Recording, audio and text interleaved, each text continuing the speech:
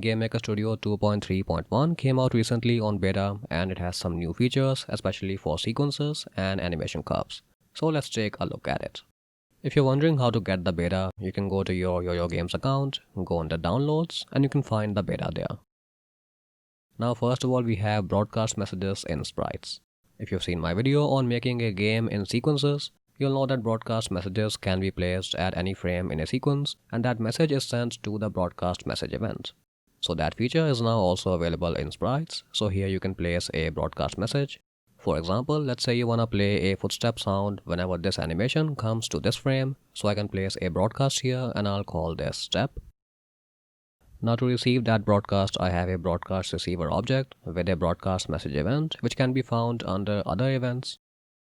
Here I'm getting the event type and the message. Now the event type for broadcast messages is sequence event, so you wanna check that first. And then based on what the message is, you can do anything you want. So if it's step, we play the footstep sound. Now in the game, whenever the player's walking animation comes to that frame, the footstep sound will play. So with minimal coding, we have a timed sound effect system working using this new feature. Of course, you can do a lot more with it, and if you have any creative uses in mind, then let me know in the comments. Now let's take a quick look at a new GML feature before we dive into the sequence updates and the animation curve updates. We have a new accessor which is the $sign, and this can be used to access a variable from a struct using a string. Now for example, here we have a struct with some player stats. So we have strength, defense, HP and stamina, and now we want to read the strength from this struct. So we can simply say player.strength, and that gives us the strength from the player struct. But now you can also use a string along with the $accessor.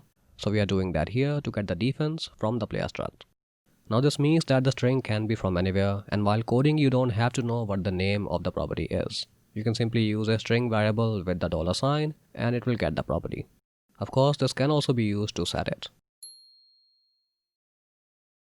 Now we're gonna see what's new in the sequence editor. This panel at the bottom with the track panel and the dope sheet can now be moved through this menu. So you can place it on the left, on the right, at the top, or you can bring it out into its own floating window.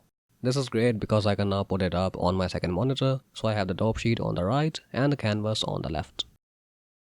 Another new feature is that you can now edit your curves right within the dope sheet by enabling the curve mode from here and then selecting a track that uses a curve. So the curve editor opens up within the dope sheet.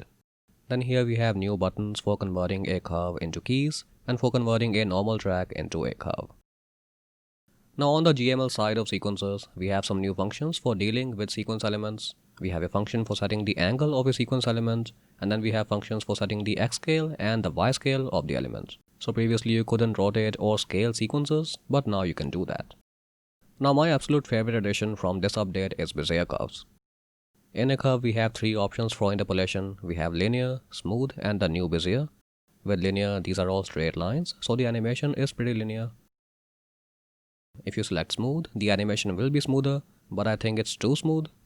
For example, these lines here are supposed to be completely straight because the character is standing still. If you switch to linear, you'll see that they are straight, but going back to smooth gives them a little curve. So that's what I mean by it being too smooth, and this is where Bezier will work better.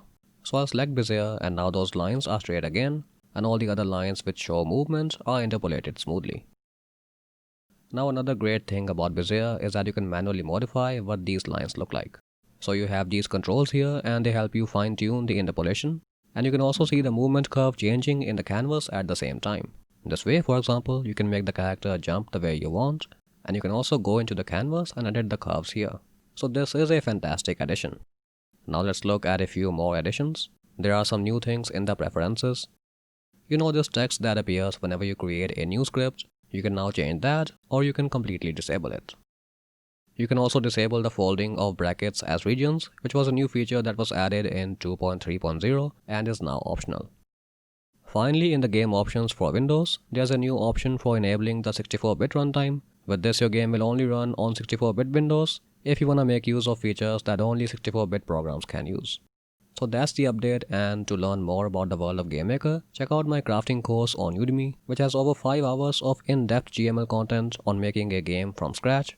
There will be a limited discount coupon in the description. As always, make sure to subscribe and I'll see you in the next one.